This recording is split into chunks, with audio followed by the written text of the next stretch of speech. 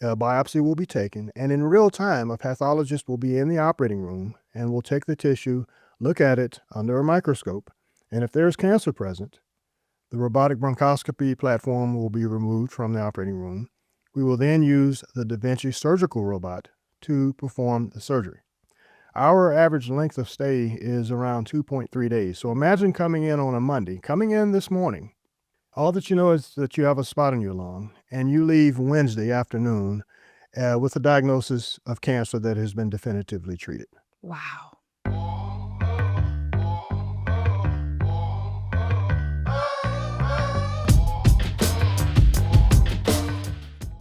(1933), the first reported pneumonectomy, the complete removal of one lung, was performed by Evarts A. Graham on a patient with lung cancer. This pioneering operation established surgical treatment as a viable option for a disease previously considered hopeless. 1952, Dr. Alton Ochsner and colleagues published in the Journal of the American Medical Association, noting a direct relationship between the sale of cigarettes and the incidence of bronchogenic carcinoma, otherwise known as lung cancer. 1960s. Supported by Dr. William Cahan's 1960 article in the Journal of Thoracic and Cardiovascular Surgery, lobectomy, the removal of one lobe of the lung, became the preferred surgical approach for most patients with non-small cell lung cancer.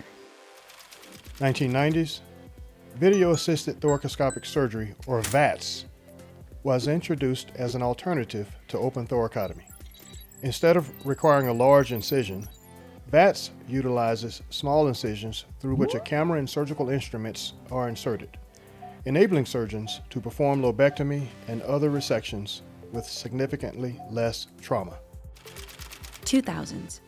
Building on the success of VATS, a robotic-assisted thoracic surgery, or RATS, emerged. RATS employs robotic systems that offer enhanced dexterity, precision, and visualization. My name is Robin Barnes, host of Decoded podcast, and I am so excited today, y'all. We are going to be interviewing Dr. Brian Pettiford. I'll let you introduce yourself. Good morning, and thanks for having me, Robin. I'm Brian Pettiford. I'm a general thoracic surgeon and section head of the General Thoracic Surgery section at the Ochsner Health System here in New Orleans. This is so exciting. With Decoded, we are here to break down the upcoming and recent innovations in science with Ochsner Health. So I'm excited to hear about the new innovations that are coming with it. When we chatted earlier, we were saying there is now the robotic capabilities, and I hear that you are one of the first of doing something amazing with that. Sure. Well, robotics have been around for a couple of decades. I've been doing robotic thoracic surgery since 2010. Now, in 2010, the robot, the technology at that time, was not well suited for thoracic surgery. So after a couple of years of using the robot, I had to take a hiatus for my own mental health, if you will. In 2014, a new iteration of the robot was produced, the Da Vinci Xi robot, and it was well suited for general thoracic surgery. And I had developed a renewed enthusiasm for using the surgical robot. Fast forward to 2019, a new robotic bronchoscopy platform was created by the same company that created the Da Vinci robot. It's called the Ion Robotic Bronchoscopy Platform. What it allows is for an operator, usually a pulmonary doctor or thoracic surgeon, uses a software program to take a patient's CT scan and create a 3D roadmap of that individual's airway. An operator, a pulmonary doctor, or a thoracic surgeon can use a special scope. It's called a bronchoscope. It is inserted into the air passageway, and it uses 3D turn-by-turn navigation, similar to what is in your car, to go out and biopsy or take a piece of tissue from a target of interest that is contained within a person's lung. Now, what we were able to do at the Ochsner Medical Center back in 2021, the first in the region to do so, is to use both technologies, both the Ion robotic bronchoscope and the Da Vinci Xi robot, to go out and identify a target within a patient's lung and then remove it. We were the first to do that in the region. And then what's the timeline on that from being able to recognize it and then perform surgery? Well, the timeline has been reduced greatly. So, for example, the current flow is a patient comes in, he or she may have a suspicious spot identified on a chest x-ray. Maybe they are going in for an orthopedic procedure. A chest x-ray is obtained. It shows a spot. Well, that spot leads to the individual getting a CAT scan. Now we know that that spot may be a suspicious lesion or nodule or tumor in their lung. All that we know is that that spot is in their lung. We have no idea what it is.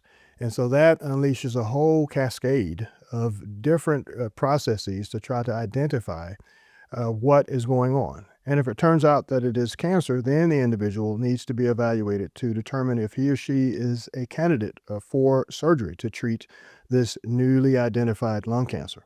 Well, that process can sometimes take upwards of 8 weeks.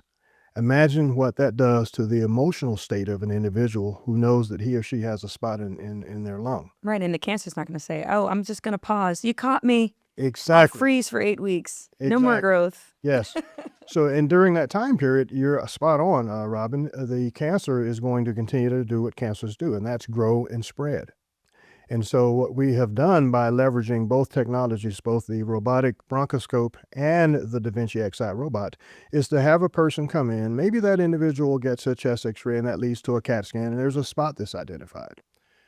We will meet, we meaning myself and a group of other physicians. We have what we call a multidisciplinary tumor board, where physicians across multiple specialties will meet and discuss individual patients and create an individualized diagnostic and treatment plan for that particular patient. So we will meet about these specific patients.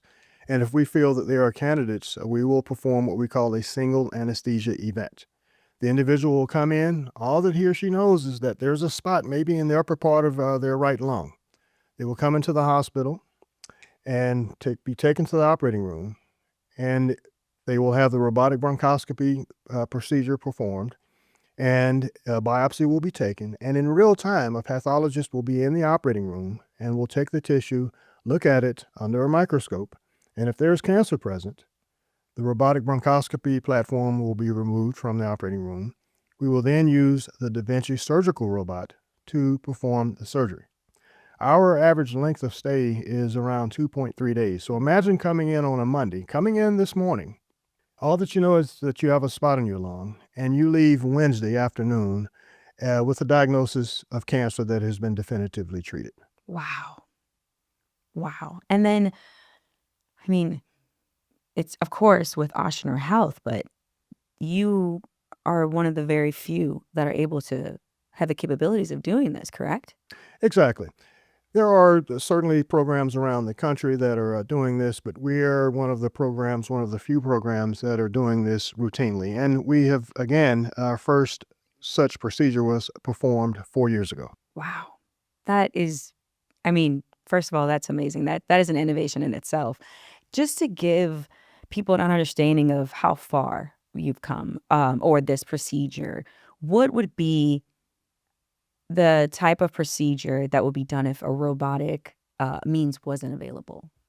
The traditional way of doing things, and unfortunately, and particularly in this region of the country, it's still being done routinely, is a surgery called a thoracotomy, a surgical approach. That involves taking an individual to the operating room, and whatever side the cancer is on, placing the individual on the opposite side. So, for example, if you have a cancer in the upper part of your right lung, you will be placed with your left side down on the operating room table, as if though you're lying down on the couch watching TV or taking a nap. A very large incision, sometimes anywhere from 6 to 10 inches long, will be placed on the side of your chest. Whew. All the muscles on the side of your chest will be cut, and a small portion of your rib, anywhere from 1 to 2 inches of rib, will be removed, and your ribs will be spread apart with a stainless steel, we call it a rib spreader. It's a crank. It literally is cranked open to spread the ribs apart. Imagine the pain that is associated with that. Imagine the disability. Imagine how much time it would take for an individual to return to work. And then, I mean, you think about the chronic pain post-surgery. Absolutely, absolutely. The rib cage is an extremely sensitive area. Each rib has on its undersurface a nerve. The nerve originates in the spinal cord and travels from the backbone all the way to the breastbone. So it's a very sensitive area. And you can have pain anywhere along the pathway of that nerve. You may have an incision in one place. You might feel pain where that incision is located, but you can feel pain anywhere along the course of that particular nerve.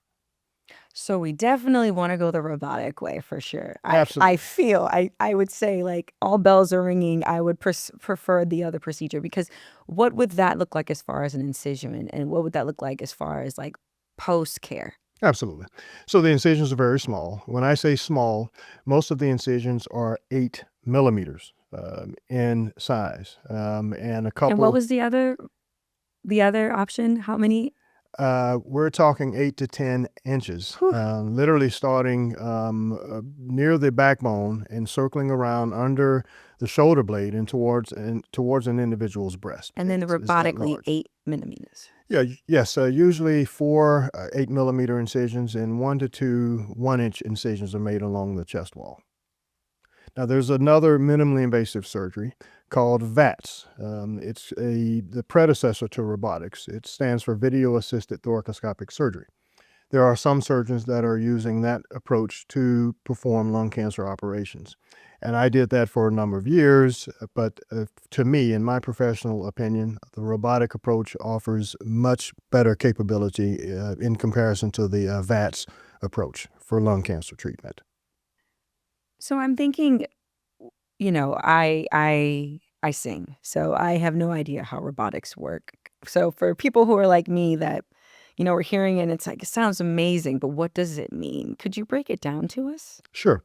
So the robotics approach offers a 3D view of whatever your target is. For a thoracic surgeon, obviously, it's structures within the chest cavity. For a urologist, it may be a 3D view of the prostate gland. It offers a 3D view, but the main advantage of the robotic approach, in addition to the small incisions, is something known as dexterity. It is each of the instruments that we use in robotics are what we call wristed instruments. And so it offers nearly a 360-degree wristing. The instruments can turn much better than the human hand. Uh, the other issue that robotics addresses is a resting human tremor. So when you're holding a surgical instrument and you're performing some type of fine dissection, the robotic approach eliminates that.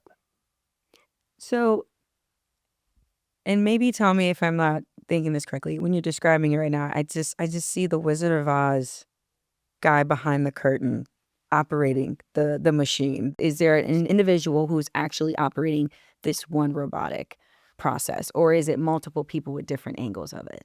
Absolutely. Excellent question, Robin, and quite frankly, a nice analogy. Yes. So it is a team approach. What we have is the actual robotic instrument itself attached to surgical instruments that are inserted into the patient. We have assistants at the patient's bedside. If one instrument is needed in exchange for the other, that's what that individual will do. The surgeon is sitting in the room, and so I guess the surgeon would be the equivalent of the wizard, although he or she is not sitting behind a curtain. But the surgeon is operating every movement of the robot. The robot is not working autonomously at all. Yeah. It's not like air travel where you have an autopilot setting. The surgeon controls each and every movement of the robot. Interestingly, robotics was actually developed with military medicine in mind. The whole concept of having a robotic instrument close to the actual war theater, and you could have an individual, a trained individual at a remote location performing the surgery. The biggest Achilles heel with that approach is the time lag between whatever type of function you would like to implement when you're moving your hands at the robotic console and the actual action being taken out at the patient's bedside. That is yet to be perfected. Once that is perfected, robotics can probably be used in a more remote setting. So when we're talking about like we discuss the other procedures that do not use robotic assistance and the recovery care, what that looks like. What does that post operation, post surgery care look like for those who do go with the robotic procedures? Sure. Most of our patients, again, they're in the hospital for 2.5 days. I've operated on patients, I've performed lung cancer operations, and I'm talking the standard lung cancer operations on some individuals, and they've gone home the day after. Usually by that afternoon, they've gone home. Okay, I had one patient, I did a lobectomy on him, and much to my chagrin, he told me that he played 18 holes of golf 3 weeks after his surgery. Oh, I wow. was not too happy about that, but yes, that would be unheard of with a thoracotomy and even with the VATS approach. Most patients will, within 3 to 4 weeks max, will return to full activity. And when I say full activity, whatever preoperative activity that individual was engaged in, they will be capable of re-engaging in that activity. Conversely, with the thoracotomy, that's the rib spreading approach. That usually takes about 8 to 10 weeks. And I tell all of my patients extremely stringent activity limitations for about 8 to 10 weeks. That's a broken rib. We have to give time for our actual chest wall closure and that fractured rib to heal. Wow. Again, may I never have to see you, but if I do, I know which procedure I'm going to go with. Um, let's change things a little bit and talk about one thing I think that most patients, most people who are coming in, they aren't aware of.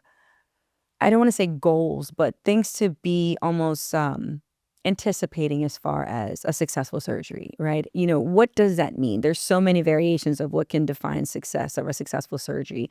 Could you break down what some of those options could be or considerations? Sure. It is certainly it's a layered answer to that question. And success can be, I guess, dependent upon the eye of the beholder. Right. One of the successes is if we intend on performing a robotic surgery, going from start to completion with a robotic approach. 98% of the surgery that we perform at the Ochsner Medical Center here in New Orleans is done robotically when it comes to lung cancer surgery. Now, the overwhelming majority of that 2% that isn't done robotically, most of that is a planned thoracotomy due to the tumor size, location, or if there is a need for chest wall reconstruction, etc. Now, the other marker for a successful surgery, obviously, is a complication-free surgery as well as recovery time. A third marker for success is what we call the final pathologic report. So we remove the cancer, and usually within 10 to 14 days, patients will come back to see us for an incision check, and we will review the final path report. Anything that we remove from an individual's body is sent to the pathology department. It is evaluated, examined under a microscope, and a final report is produced. And we discuss that with patients when they see us in the office. A fourth marker for success is what we know is overall survival. What's the overall survival at 1 year, 5 years? And then lastly, disease-free survival. Is the individual alive, but the disease has recurred? So those are all markers for success when it comes to the surgical management of lung cancer. I think there's number 5 too. I think quality of life. Post-surgery. Absolutely. And I thank you so much, Robin, for bringing that up. That is frequently discussed in our office. For example, many of our patients come to us, they have a long history of smoking. Smoking is the number one cause of lung cancer. About 90% of all lung cancer in the world is smoking related. 90%? 90% of all, exactly. Wow. And ironically, our institution's namesake, Dr. Alton Ochsner, established the link between smoking and lung cancer in the late 1930s. And he was actually considered a heretic for establishing that link when you think about how socially acceptable smoking was at the time.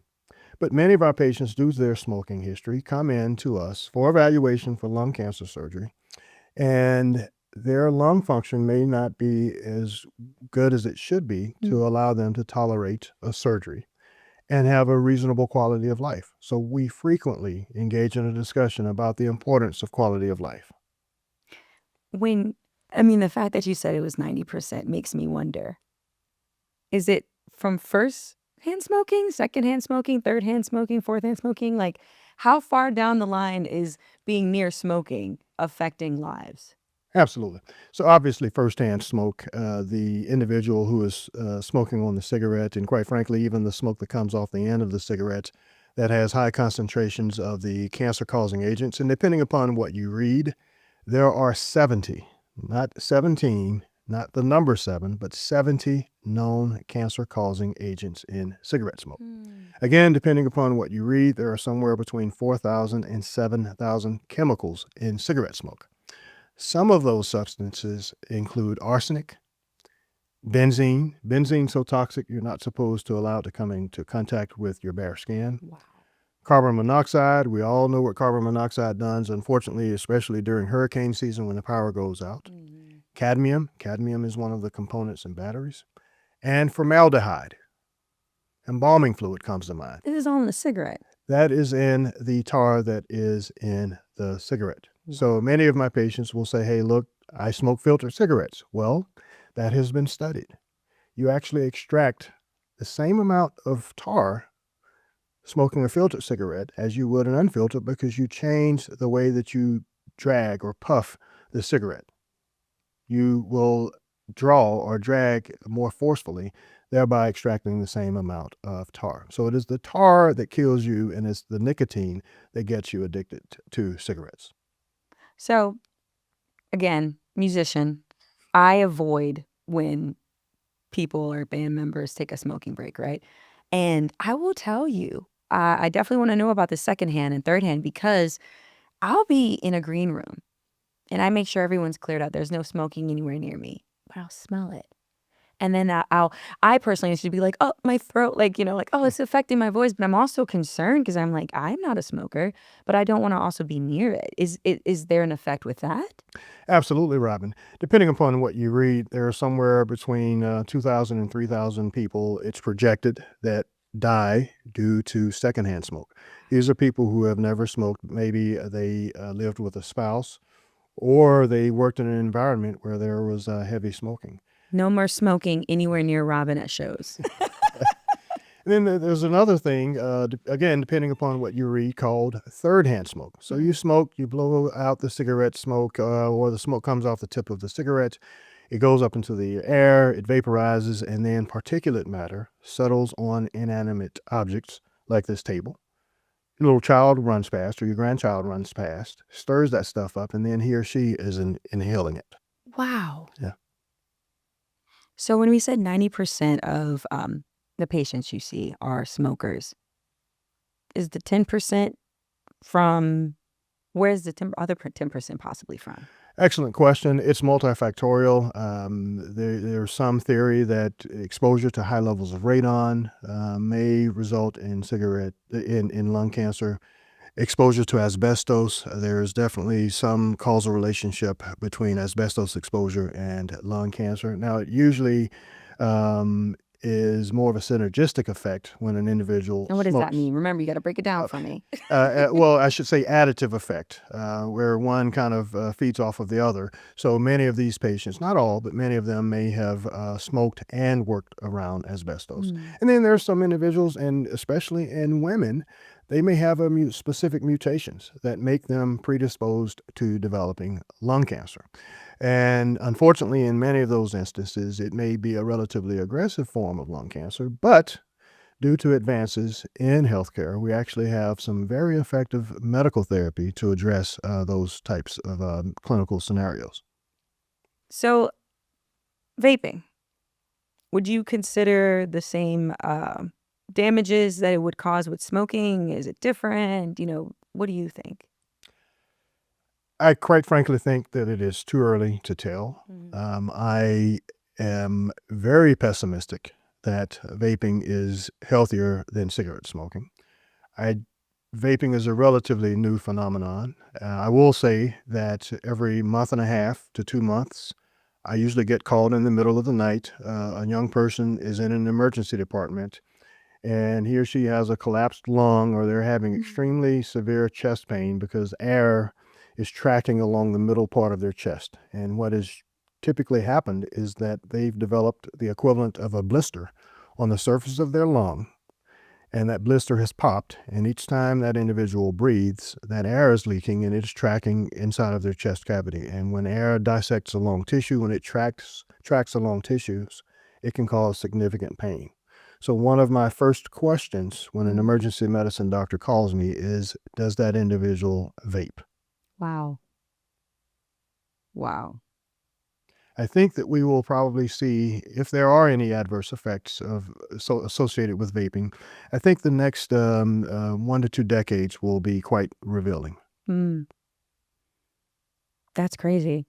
I mean, because you see that's such a phenomena right now. Everyone's like, "I'm trying to be healthier, so vaping." And I would think that when it comes to what you do and the fact that you are a part of with Ochsner Health, you're rated 3 stars for the Society of Thoracic Surgeons. What does that entail? What does that mean? And how do you feel about that?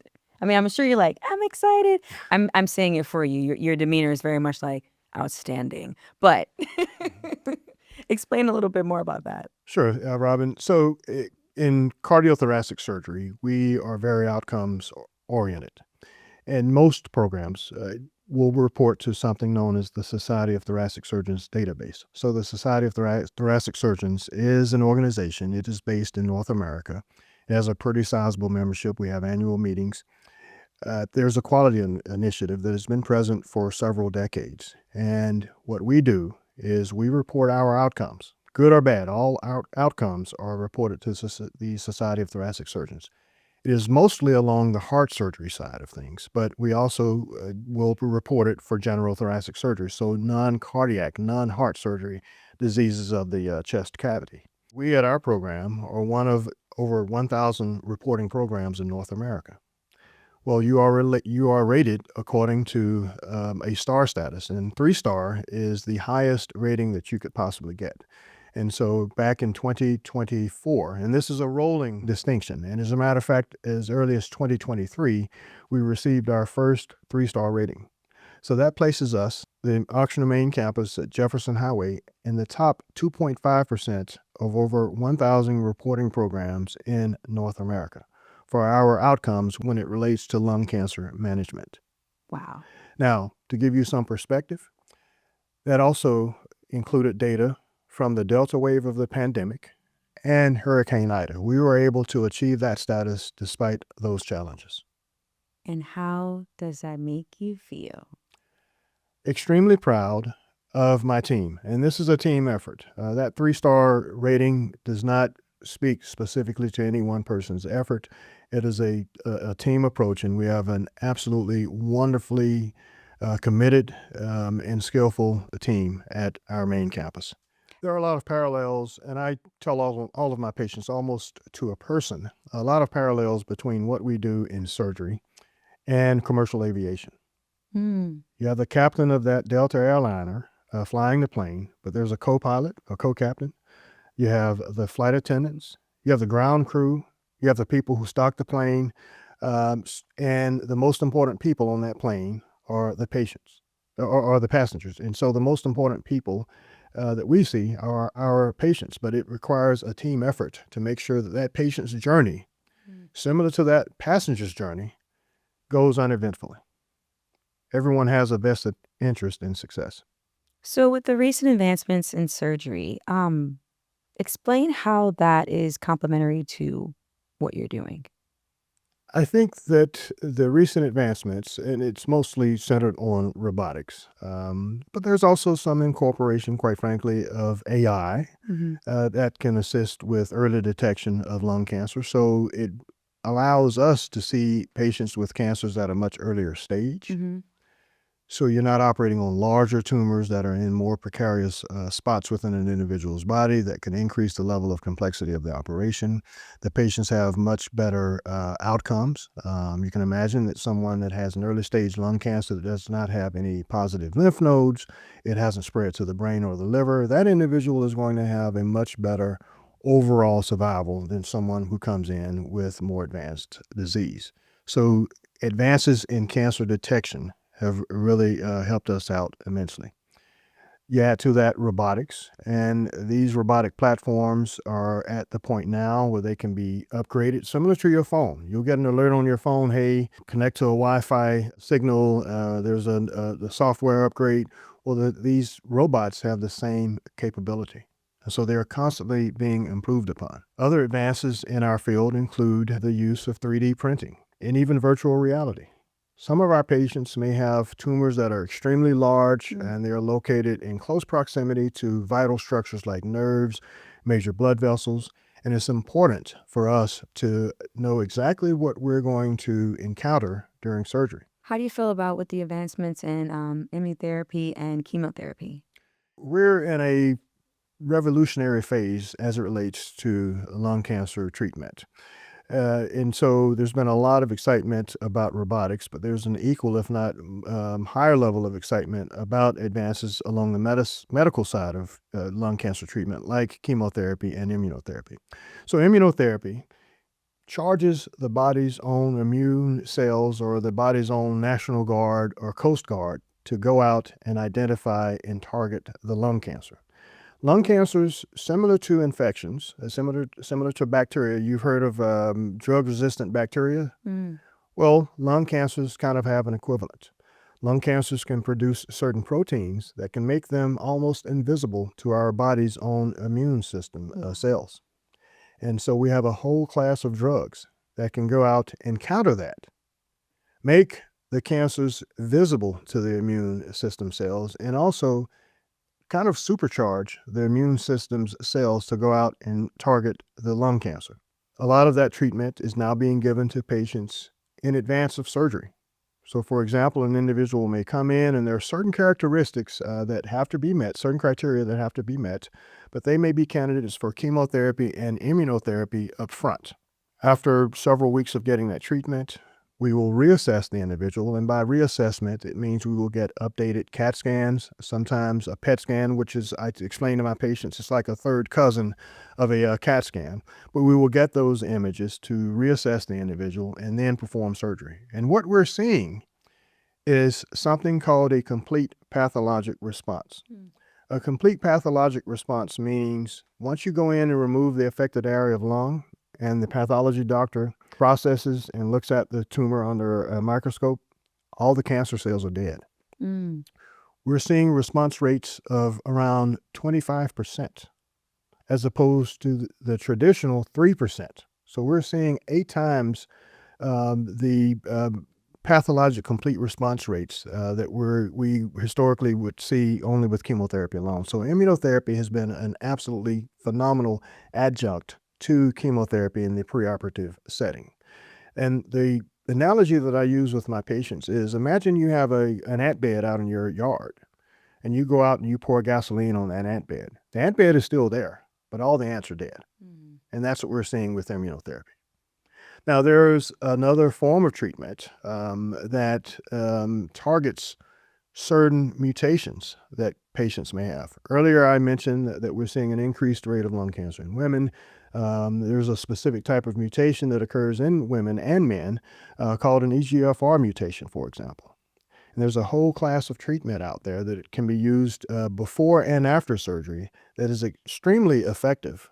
It is extremely effective against patients with that particular mutation. Whereas 10, 15 years ago, we would not have had any viable options and they would have had a really poor outcome. So you're saying you're starting to see it more in women, this mutation. Has it always been there and we just didn't have the technology 10, 15 years ago? Or is it something that there is some kind of cause that it's happening more and more now?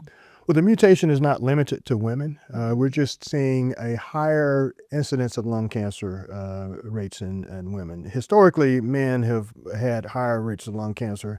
Well, that has been switched. And so I think in 2024, there were around 225,000 new cases of lung cancer in the United States. Just in 2024?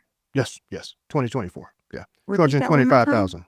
225,000 new cases of lung cancer in the United States alone. Wow. And about 115,000 of those cases occurred in women and about 110 occurred in men. Now, somewhere close to 150,000 people in the U.S. alone will die every year due to lung cancer. Now, that's not 150,000 of that 225,000.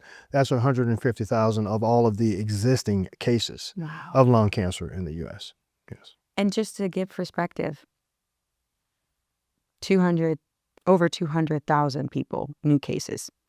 And yet, how many places, how many hospitals have the capability that you have for surgery with a robotic assistance? There are a substantial number of hospitals that do have that capability. At least they have the robot. If I were a patient or if I were a family member who was serving as a patient advocate for a loved one, the things that I would want to know is, okay, does your hospital have that capability? Mm-hmm. Who's the surgeon? Is it a board certified cardiothoracic surgeon who focuses in general thoracic surgery? Is it a heart surgeon that does some lung cancer surgery, but their day-to-day interest is heart surgery? Is it a general surgeon, someone who mostly does abdominal surgery that is now doing the lung cancer surgery? What are your institution's outcomes when it relates to lung cancer surgery? What is your STS? Are you at least a two-star program? If you look at a Gaussian curve, the overwhelming majority of programs should at a minimum be a two-star program.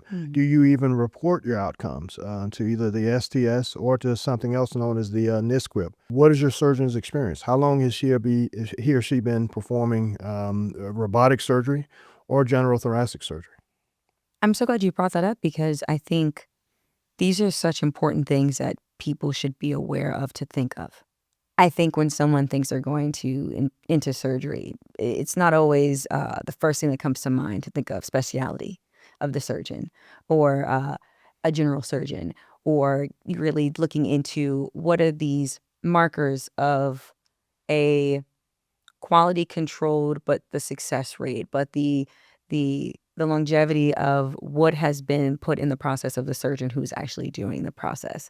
I think that, is there anything else like that that you would recommend if someone or a loved one is caring for that person that they need to not necessarily do the research, but they should do the research, but or anything that they may not think of because it's just something they don't know to think of? Sure.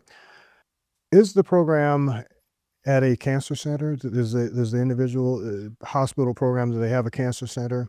Is there a multidisciplinary approach? So not one person or one specialty is driving the bus, for example. That teamwork again. Teamwork. One of the things that we pride ourselves about at our Benson Cancer Center, we have what we call a multidisciplinary clinic. So many of our patients come in from several hours away. So imagine you come in from Alexandria or even as far away as the Florida Panhandle, and you may have a disease process that maybe you're a borderline candidate for surgery because you have a pre-existing heart problem or your lung function's not good enough maybe for surgery. Imagine coming here, not only being seen by the surgeon, but being seen by a radiation therapist. And if you're not a candidate for the surgery, the radiation therapist can say, hey, look, I actually have a form of radiation treatment that will be effective for providing localized control, local control of your cancer. Having all of that done under one hospital visit, as opposed to having to travel back and forth for 3 different visits to see 3 different specialists. So I would ask about that. And the last thing I would really urge patients and their family members to consider is everyone is different. I've lost count the number of times that someone has decided to make a decision based upon a family member's experience. I've had patients say, hey, look, I don't want radiation therapy. I know I'm not a candidate for surgery, but I don't want radiation therapy because my family member had radiation therapy 25 years ago and they had a bad outcome.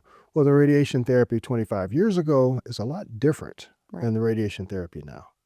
Don't always depend upon what they say because they may be well-intentioned, but sometimes they might be providing you with misinformation. Definitely. So tell me, what tools would you like to see? What advancements would you like to see in the treatment of lung cancer? Sure. Well, some of this is probably already in its formative stages. There's something known as single port technology where you make a single incision and you do all of your work through a very small incision. There are advancements in robotics where imagine having all of your robotic instruments inserted through a 2-3 inch incision and having the instruments then move out like an octopus's tentacles. So starting and then kind of almost blooming or blossoming out through a very small incision. The other thing that I think is a technology that is on the horizon is taking vital structures like major blood vessels from a CAT scan and having the ability in real time while you're looking into the robotic console screen, having those structures kind of an overlay, color-coded overlay in real time so that you can know, hey, look, I'm dissecting very close to this blood vessel, or I'm getting ready to cut this piece of tissue. I want to make sure that I have a cancer-free margin, but I'm close to this vital structure. Am I going to be able to do that?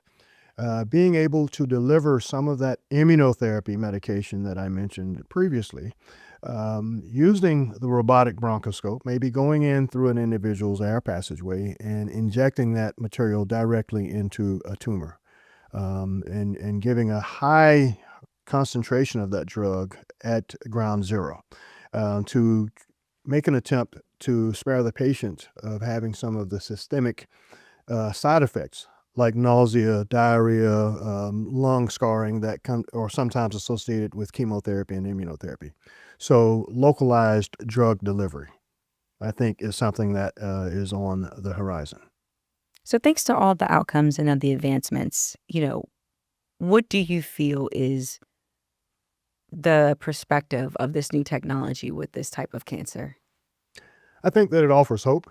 Lung cancer is not the death sentence that it would have been regarded as 20, 25 years ago.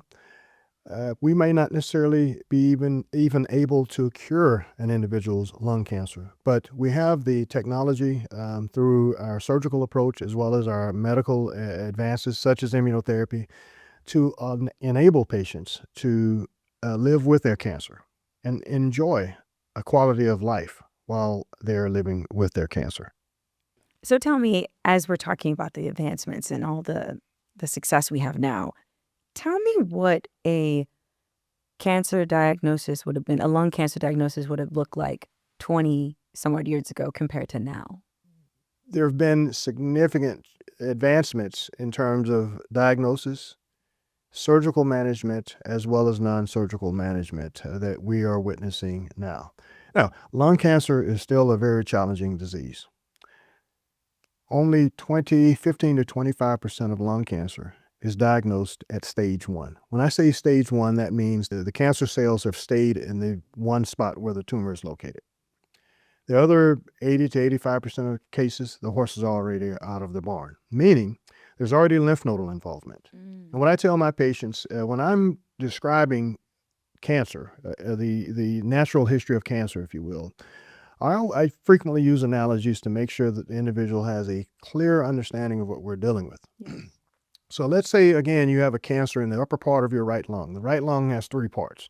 We call each part a lobe, and the upper lobe is the 3rd floor. So it's like a 3-story house. This is in the 3rd floor of that 3-story house. So imagine you have a cancer in that area. Stage 1 means that that spot is like a shotgun house in, I don't know, Central City, New Orleans. Mm-hmm. Did those cancer cells stay in the house? Or did they decide to run around the corner and get a po' boy? If they did, then that tells us, well, there's some lymph nodal involvement.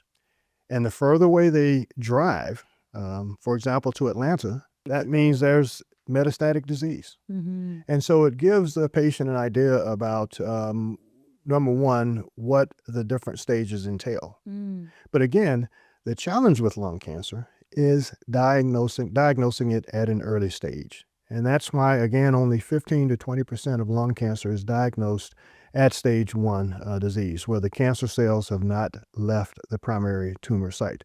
And the best way to impact upon that is screening. So there is evidence that screening specific patient populations will actually identify cancer at an early stage. Mm-hmm. And the other extremely effective way of identifying lung cancer at an early stage is what we call incidental nodule identification. So let's say you're riding a bike, you fall off your bike, you go to the ER, you think you injured your shoulder, you get an x-ray, and there's a spot on your lung. That's the equivalent of an incidental nodule. And those patients are the ones that we're having extreme success at identifying lung cancer at an early stage. I was just going to ask you, I'm like, when you're saying screenings, that how, wow. So you would have to actively almost get a screening, or like you said, incidentally. Like, do you recommend basically then people who may live with someone who smokes, or people who do smoke, you might want to get some screening done? Or do you recommend it for, like, what type of lifestyle do you recommend? Hey, you know what? You're in this lifestyle. This is what I would recommend. Sure. So there are actually fairly discrete screening criteria. There was a trial. The trial was, I think, published in 2011. It was the National Lung Screening Trial, and it looked at over 53,000 patients. And it established a specific patient group that are sufficient candidates for lung cancer screening. Now, the screening criteria have changed multiple times, but that includes if you're age 50 to 80, I believe, and if you've stopped smoking within 15 years, and if you are a 30 plus pack year smoker. Now, what pack years means is if you smoke one pack per day for 10 years, you are a 10-year pack smoker. So you multiply the packs per day by the number of years that an individual has smoked. So there are actual inclusion criteria for lung cancer screening. Is there any advice you would have for someone that would love to follow in your footsteps? So an aspiring surgeon? Yes. A thoracic surgeon. Yes, I will tell them that if I can do it, they can do it. I grew up in a small town in South Georgia, and I would tell that individual to compartmentalize every aspect of their journey. You have to crawl before you walk. So that means you have to go to college. You have to do well in college and become competitive for medical school. This is a prime example of delayed gratification. It is not going to happen overnight. I trained for 7.5 years after medical school. And that was during a period when there were not work restrictions. Now, trainees are limited to an 80-hour work week. So 80 hours, that's it. So you're like, the cap is 80? Yes, the cap is at 80.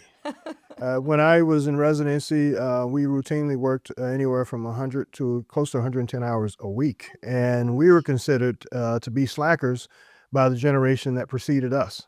Wow. So the point is that it is going to be difficult. It's not going to happen overnight. So there's delayed gratification in terms of becoming a thoracic surgeon, but there's immediate gratification when you take that patient to the operating room and 2-3 hours later, the cancer is out. There's something to say with, you are not only able to save people's lives. When I asked you what is the success rate, right? I think for you, as someone who's coming from the outside looking in, you're able to do more than just save their lives. You're changing a perspective. You're changing the sphere that so many people have when they think of, I'm sick. Where do I go? What do I do? I don't trust doctors. I don't trust hospitals. And you already, just in this episode, are explaining you're not alone. We know what we're doing. And you're never going to be just with one person. There's a team behind you that's supporting you.